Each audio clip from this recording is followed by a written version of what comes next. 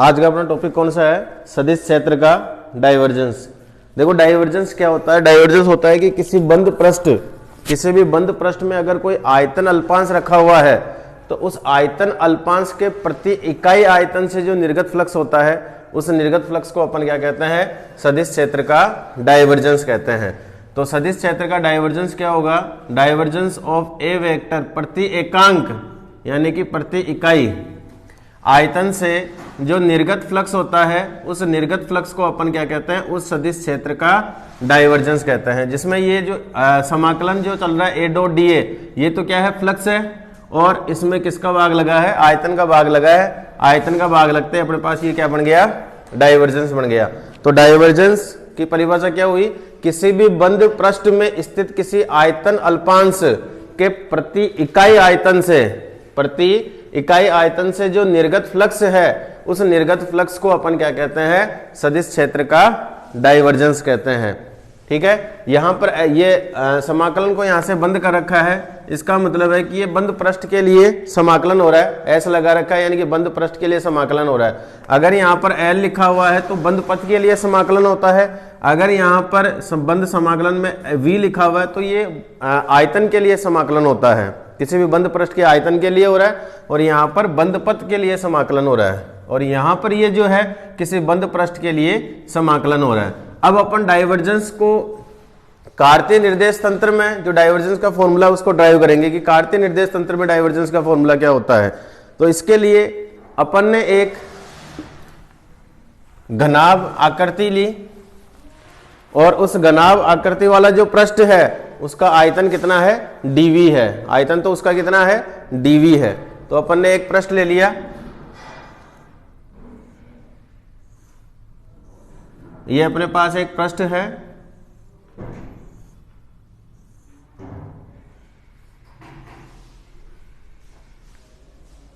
और इस पृष्ठ के जो मध्य बिंदु है P जो इसके सेंटर पर है वहां पर सदिश क्षेत्र कितना है?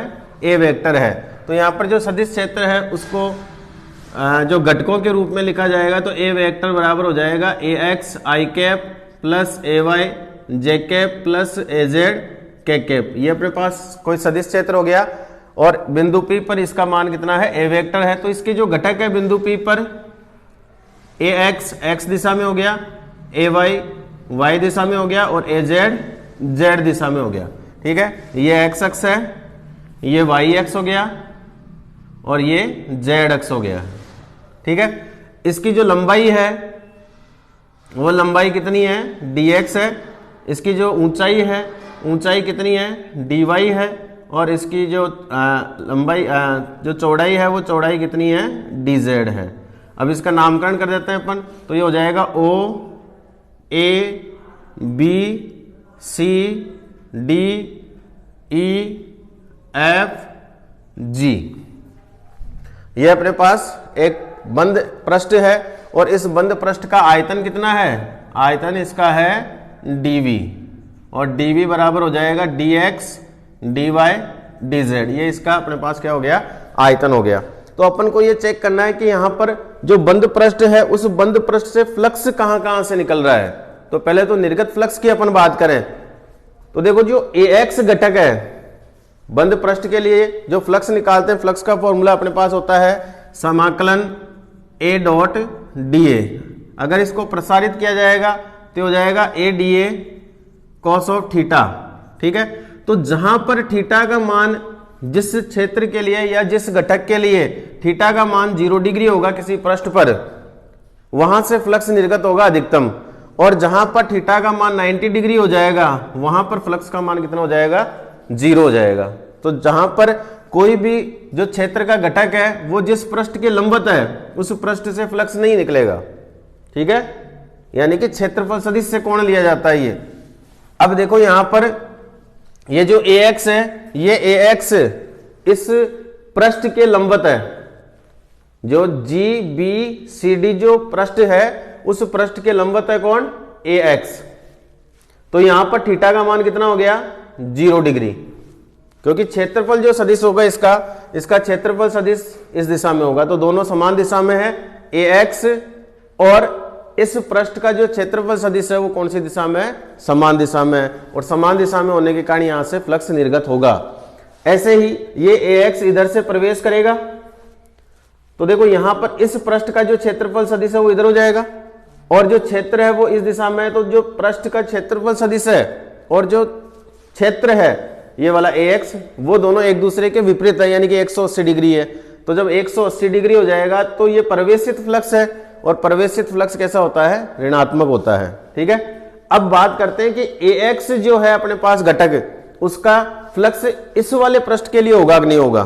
तो देखो AX तो इस दिशा में है, X दिशा में, और इस पृष्ठ का क्षेत्रफल सदिश किधर हो जाएगा, लंबवत हो जाएगा पृष्ठ के। तो यहां पर थीटा का मान कितना हो जाएगा, AX की बात कर रहे हैं अपन, AX के लिए यहां पर थीटा का मान हो जाएगा 90 डिग्री, और थीटा का मान 90 डिग्री होते ही यहां से फ्लक्स नहीं निकलेगा। यहां से जो निर्गत फ्लक्स है AX के लिए वो 0 हो जाएगा। तो फिर यहां से किसके लिए निकलेगा, जो इस पृष्ठ पर लंबवत है, जो घटक इस पृष्ठ पर लंबवत है कौन है, AY। ठीक है, ऐसे ही ये AY नीचे वाले पृष्ठ पर भी लंबवत है, तो वहां पर भी फ्लक्स निकलेगा AY के लिए। ऐसे Z जो घटक है इसका AZ, तो AZ घटक इस सामने वाले पृष्ठ E F G D के लंबवत है, तो इससे फ्लक्स निकलेगा। और ऐसे ही इसके जो पीछे वाला पृष्ठ है अपने पास O A B C, इससे भी फ्लक्स निकलेगा। किसके लिए, कौन से घटक के लिए, AZ घटक के लिए। ठीक है, आगे बढ़ते हैं अपन।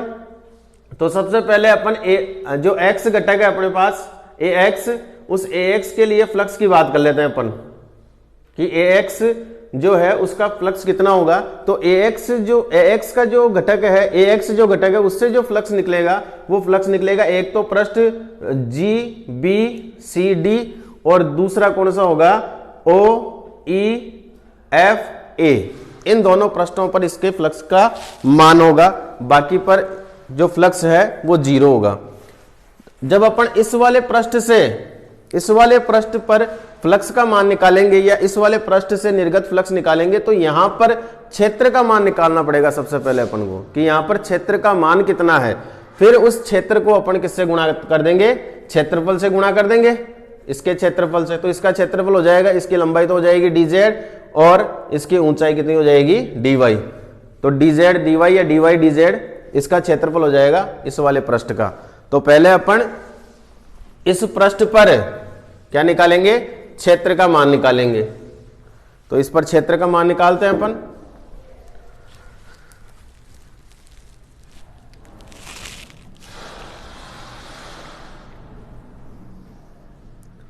तो क्षेत्र का मान निकालने के लिए अपन को सबसे पहले क्षेत्र में परिवर्तन की दर निकालनी पड़ेगी कि ये जो क्षेत्र है वो किस अनुसार परिवर्तित हो रहा है। क्या निकालनी पड़ेगी, क्षेत्रफल में परिवर्तन की दर, क्षेत्र में परिवर्तन की दर अपन को निकालनी पड़ेगी यहां पर। तो जो क्षेत्रफल जो सदिश क्षेत्र है उस सदिश क्षेत्र का घटक कौन सा है, कौन से पे बात करें अपन, AX। तो AX सदिश क्षेत्र के घटक, सदिश क्षेत्र के घटक AX में X दिशा में परिवर्तन की दर वो कितनी हो जाएगी अपने पास, del AX upon del X। तो सबसे पहले तो अपन क्या निकालेंगे, परिवर्तन की दर निकालेंगे कि ये प्रति इकाई दूरी के लिए किस नियम के अनुसार या कैसे परिवर्तित हो रहा है। तो ये तो आगे इसमें परिवर्तन की दर कौन सी दिशा में, X दिशा में। अब अपन कहां पर मान निकालेंगे इसका, G B C D पर।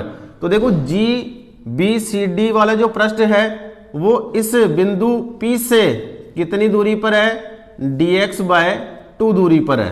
कितनी दूरी पर है, dx/2 दूरी पर है। तो dx/2 दूरी पर अपन को मान निकालना है।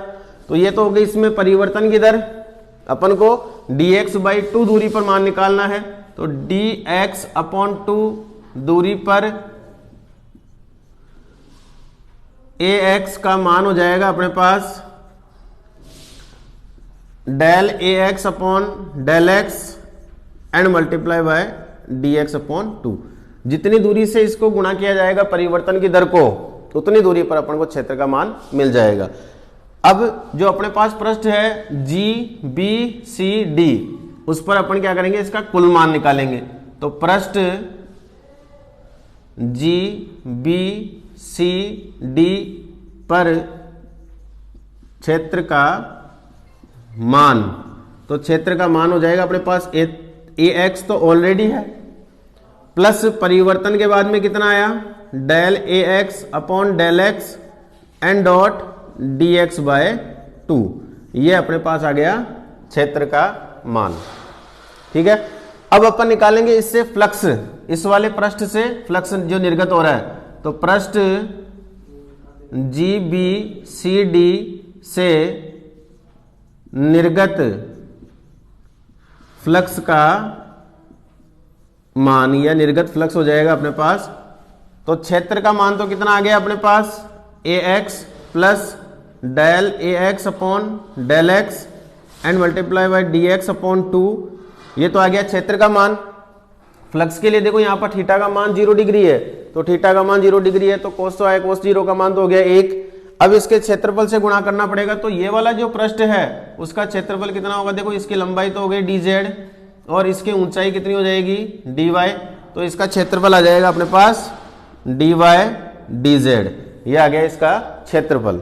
ठीक है, अब इसके अलावा ax और कौन से फ्लक्स पृष्ठ से निर्गत हो रहा है, तो ax निर्गत हो रहा है इस वाले पृष्ठ से, इस वाले पृष्ठ पर भी ax का मान या फ्लक्स मिलेगा अपन को, जो कि प्रवेशित फ्लक्स होगा इस साइड में, तो अपन इस वाले पृष्ठ पर भी इस ax का मान निकालेंगे पहले तो, कि भाई ax का मान कितना होगा, तो परिवर्तन की दर तो अपन ने निकाल ली x दिशा में, अपन को मान निकालना है, तो माइनस के dx बाई 2 दूरी पर, क्योंकि उसकी दूरी देखो माइनस के dx बाई 2 हो जाएगी, माइनस x अक्ष में चल रहा है, तो माइनस के dx बाई 2 दूरी पर मान आ जाएगा अपने पास, ax तो ऑलरेडी है, ठीक है, माइनस या प्लस यहां पर यूज कर लें तो del A X upon del x, ये आ गई परिवर्तन की दर, और इसको माइनस के dx बाई 2 दूरी से गुणा कर दिया, तो यहां पर पूरे क्षेत्र का मान आ गया। कौन से वाले पृष्ठ पर, ये वाले ओ ए एफ ई पर मान है ये। अब अपन को क्या निकालना है, यहां पर फ्लक्स निकालना है, तो ये प्लस माइनस आ जाएगा बाहर, del A X upon del X and dot D X by 2, ये आ गया अपने पास क्षेत्र का मान। और ये क्षेत्र का मान कहां पर है, पृष्ठ ओ ए एफ ई पर मान है ये। अब अपन को इस वाले पृष्ठ से जो फ्लक्स निकल रहा है या जो प्रवेश कर रहा है फ्लक्स, जो संबद्ध फ्लक्स है वो निकालना है, तो फ्लक्स की वैल्यू निकालते हैं यहां पर, तो पृष्ठ ओ ए एफ ई से संबद्ध फ्लक्स वो हो जाएगा अपने पास, क्षेत्र का मान कितना है, A X del A X upon del X and D X by 2, ये तो हो गया क्षेत्र का मान। और इसका भी क्षेत्रफल कितना होगा, वही लंबाई गुणा चौड़ाई, तो लंबाई तो हो गई इसकी dz और ऊंचाई कितनी हो गई dy, तो ये हो गया dy dz, तो dy dz इसका क्या हो गया क्षेत्रफल। देखो ये तो है निर्गत फ्लक्स और ये है प्रवेशित फ्लक्स, तो अपन जब x दिशा में कुल फ्लक्स निकालेंगे, x दिशा में कुल फ्लक्स निकालेंगे, तो जो निर्गत फ्लक्स है उस निर्गत फ्लक्स में से जो प्रवेशित फ्लक्स है उसको घटा दिया जाएगा। क्या कर दिया जाएगा, घटा दिया जाएगा, तो घटाने पर अपन को क्या मिल जाएगा, कुल फ्लक्स मिल जाएगा।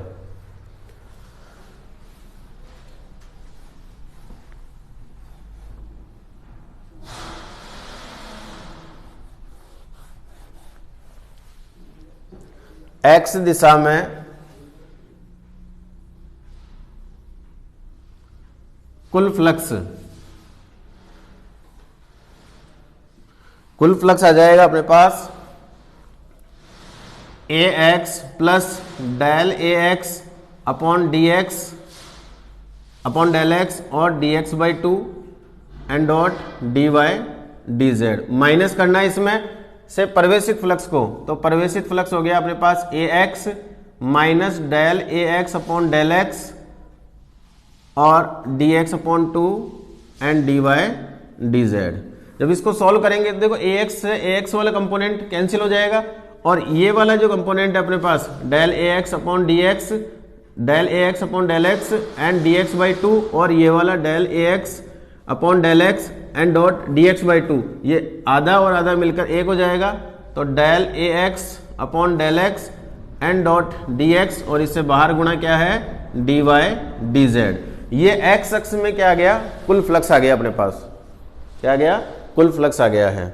अब इसी प्रकार निकालेंगे, तो इसी प्रकार वाई में निकाल लें, वाई दिशा में, तो वाई दिशा में जो फ्लक्स निकलेगा वो केवल वाई घटक का निकलेगा, क्योंकि एक्स घटक इस पृष्ठ के समांतर है, तो थीटा का मान कितना हो जाएगा ए एक्स के लिए 90 डिग्री, तो वहां से फ्लक्स निर्गत नहीं होगा। ऐसे जेड के लिए भी, जेड जो घटक होगा इसका ए जेड, वो भी इसके लंबवत होगा। तो इसी प्रकार वाई दिशा में कुल फ्लक्स हो जाएगा del A Y upon del Y और D X D Y D Z, तथा जेड दिशा में निकालेंगे तो जेड दिशा में हो जाएगा अपने पास, जेड दिशा में कुल फ्लक्स हो जाएगा del A Z upon del Z D X D Y और डी जेड।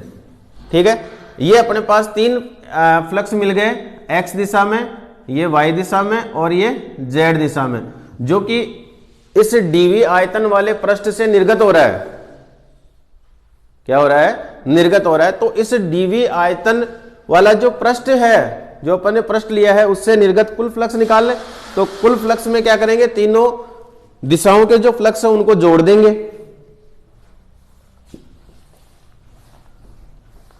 तो डीवी आयतन वाले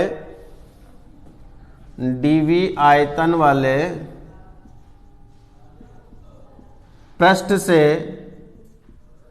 निर्गत कुल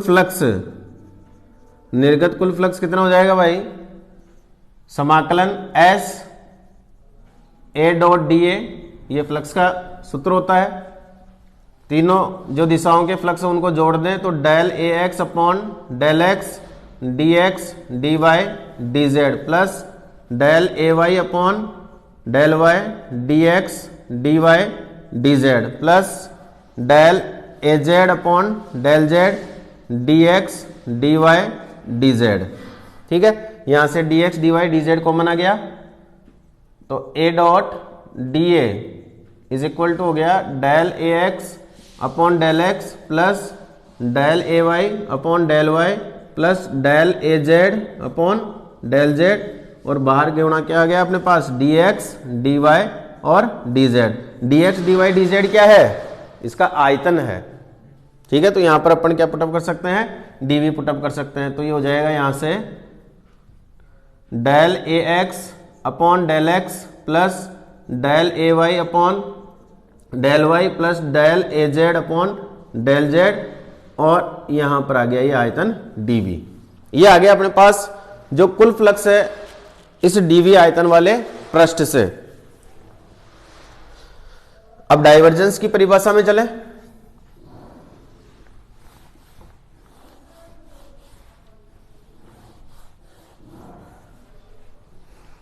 तो डाइवर्जेंस का फॉर्मूला है अपने पास, divergence of A vector is equal to 1 upon D V and integration of S A dot D A. यहां पर जो समाकलन हो रहा है पृष्ठ के लिए ए डॉट डी ए, उसका मान रख देते हैं अपन। तो हो गया 1 अपॉन डी वी गुणा del A X upon del X plus del A Y upon del Y plus del A Z upon del Z और गुणा डीवी। डीवी से डीवी कैंसिल हो जाएगा, तो del A X upon del X plus del A Y upon del Y plus del A Z upon del Z. ये आ गया अपने पास डाइवर्जेंस किसका, इस सदिश क्षेत्र ए का। ठीक है, देखो डाइवर्जेंस में यहां पर डॉट हो रहा है, तो डाइवर्जेंस एक अदिश राशि है, क्योंकि डॉट जब गुणा होता है सदिशों का तो उसमें अपन को अदिश राशि मिलती है। तो डाइवर्जेंस कैसी राशि है, अदिश राशि है। ये फॉर्मूला आ गया अपने पास डाइवर्जेंस का। अब डाइवर्जेंस को अपन जो ग्रेडियंट अपन ने निकाला था अदिश क्षेत्र की प्रवणता के फॉर्मूले में लिखते हैं डाइवर्जेंस को। तो प्रवणता के फॉर्मूले में जब डाइवर्जेंस को लिखेंगे तो देखिए इसके लिए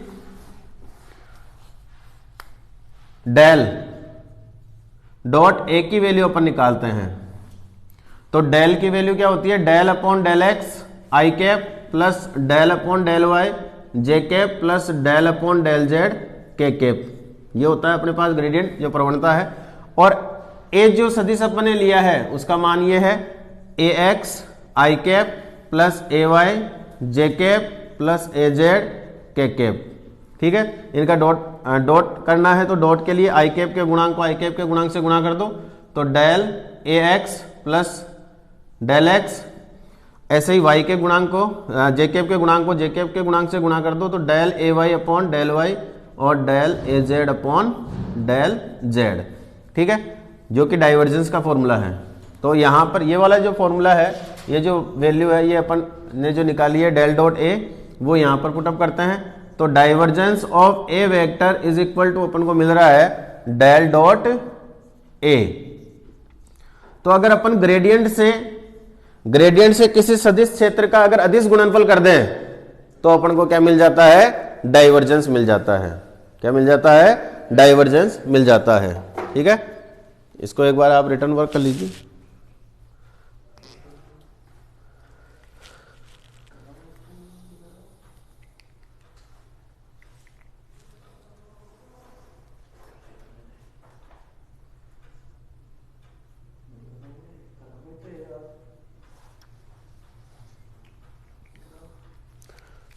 नहीं है तो कर लो, नहीं करा हुआ तो रहने दो।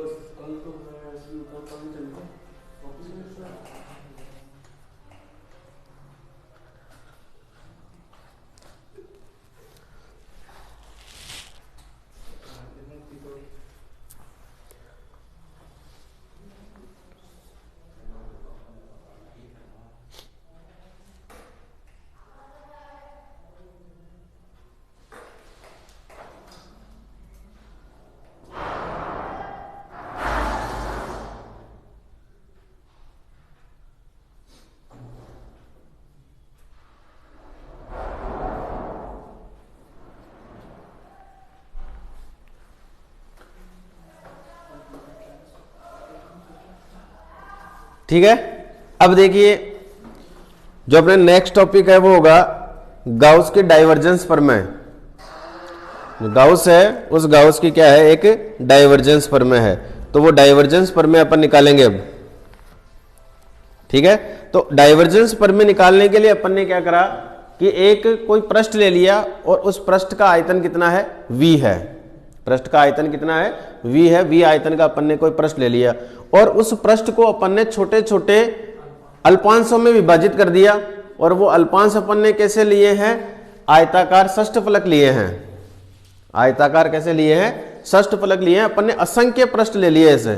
ठीक है, तो उन असंख्य पृष्ठों से जो निर्गत होने वाला फ्लक्स है, जो निर्गत होने वाला फ्लक्स है उसको अपन जोड़ दें तो उस पूरे v आयतन वाले पृष्ठ से अपन को क्या मिल जाएगा, निर्गत फ्लक्स मिल जाएगा। क्या मिल जाएगा, निर्गत फ्लक्स मिल जाएगा। तो गाउस की डाइवर्जेंस जो प्रमेय है उस पर चलते हैं अपन।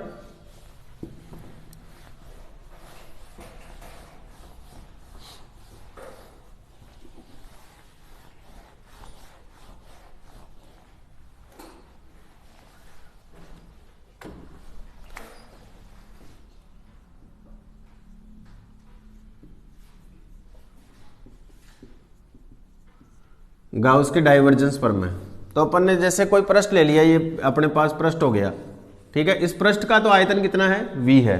और इस पृष्ठ को अपन ने असंख्य आयताकार षष्ठफलकों में अल्पांशों में विभाजित कर दिया। ये अपने पास खूब सारे आयताकार षष्ठफलक के अल्पांश हो गए अपने पास, ये वाले।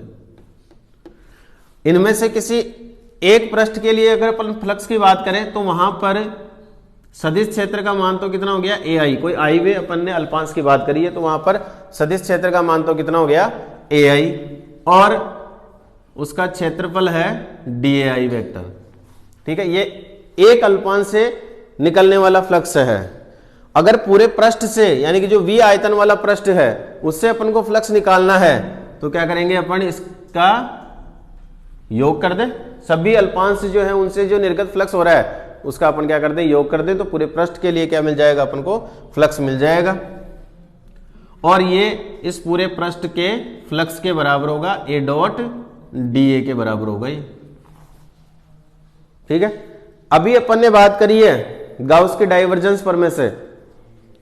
देखो डाइवर्जेंस क्या होता है, डाइवर्जेंस अभी अपन ने बात करी है, divergence of A vector is equal to 1/dv and A dot D A, ये डाइवर्जेंस है।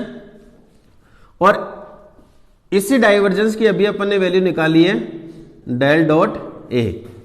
ठीक है, यहां से तो फ्लक्स निकालेंगे अपन, तो फ्लक्स हो जाएगा A vector dot D A vector is equal to del dot A and dot D B. ये आ गया अपने पास फ्लक्स। ठीक है, किसकी वैल्यू आ गई अपने पास, फ्लक्स की वैल्यू आ गई है। इस फ्लक्स को अपन इस अल्पांश पर भी अप्लाई करते हैं। ये वाला जो फ्लक्स है, ये जो डाइवर्जेंस है, इसको अपन किस पर अप्लाई करेंगे, इस पृष्ठ पर अप्लाई करेंगे। तो इसका इस पृष्ठ पर जो अपन ने अल्पांश लिया है एक, उस अल्पांश पर सदिश क्षेत्र का मान हो गया ए आई, उसका क्षेत्रफल हो गया डी ए आई, यहां पर ए आई हो जाएगा और यहां पर हो जाएगा डी वी आई, जो कि इस आयतन जो अपने षष्ठ फलक जो अपने लिया है उसका क्या है, आयतन है डी वी आई। ठीक है, अगर यहां पर लिमिट यूज की जाए, यानी कि इसका आयतन बहुत छोटा हो, क्या हो, आयतन बहुत छोटा हो, तो इस पहले तो अपन इसकी वैल्यू यहां पुटअप करते हैं, तो हो जाएगा del dot A for S, और ये हो जाएगा अपने पास gradient dot A I vector and dot D V I. ठीक है, ये अपने पास आ गया। ये जो वैल्यू है ये अपन ने यहां पुटअप करी है। अगर इसका आयतन अल्पांश का जो अपन ने आयतन एक षष्ठ फलक लिया है उसका जो आयतन है वो बहुत छोटा हो, यानी कि यदि D V I is tends to 0 हो तो अपन लिमिट यूज करेंगे।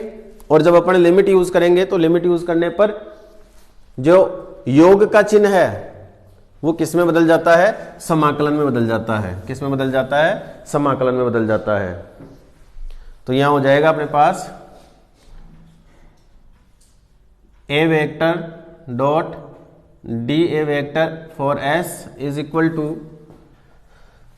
Limit D V I is tends to 0 summation, और इस पूरे की जगह अपन ये वाला जो मान है ये रख रहे हैं, तो हो जाएगा del gradient dot A I vector and dot D V I vector. ठीक है, तो जैसे अपन लिमिट यूज करते हैं तो ये जो योग का चिन्ह है वो किस में बदल जाता है, समाकलन में बदल जाता है। तो यहां से जो हो जाएगा S A vector dot D A vector का समाकलन, और ये हो जाएगा इधर भी ये समाकलन में बदल जाएगा del dot A and dot D V. अब यहां पर देखिए समाकलन किसके सापेक्ष हो रहा है, आयतन के लिए समाकलन हो रहा है, तो यहां पर क्या लगा देंगे अपन, v लगा देंगे। ये आयतन के लिए समाकलन हो रहा है। तो देखो ये गाउस की डाइवर्जेंस प्रमेय है। क्या है, गाउस की डाइवर्जेंस प्रमेय है। तो गाउस की जो डाइवर्जेंस प्रमेय है वो क्या कहती है, इसके द्वारा देखो अपन ने क्या करा है, गाउस की डाइवर्जेंस प्रमेय में देखो इधर किसके लिए समाकलन हो रहा है, पृष्ठ के लिए समाकलन हो रहा है, और इसके लिए किधर समाकलन, इसके यहां पर जो दूसरा वाला पक्ष है वहां पर किसके लिए समाकलन हो रहा है, आयतन के लिए समाकलन हो रहा है। तो गाउस की जो डाइवर्जेंस प्रमेय है वो पृष्ठीय समाकलन को, किसको, पृष्ठीय समाकलन को किस में बदल रही है, आयतन समाकलन में बदल रही है। तो किसी भी सदिश क्षेत्र के अगर पृष्ठीय समाकलन को आयतन समाकलन में बदलना है तो उस सदिश क्षेत्र को ग्रेडियंट से डॉट करना पड़ेगा। क्या करना पड़ेगा, ग्रेडियंट से डॉट करना पड़ेगा। ये गाउस की डाइवर्जेंस प्रमेय है।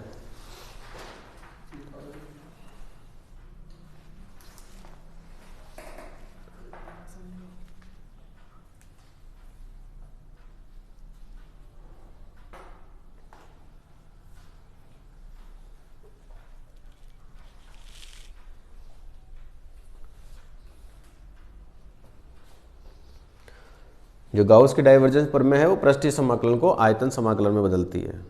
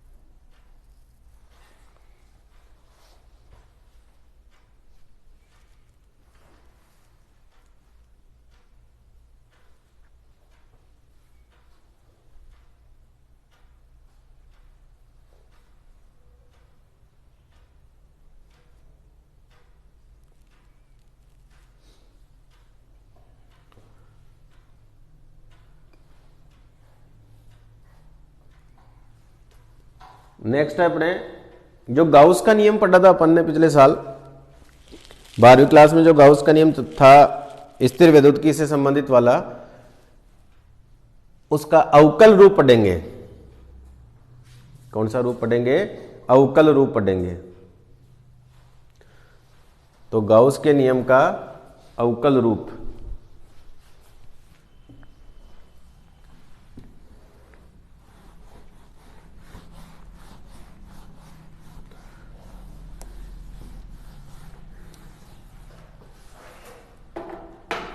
गाउस के नियम का अवकल रूप।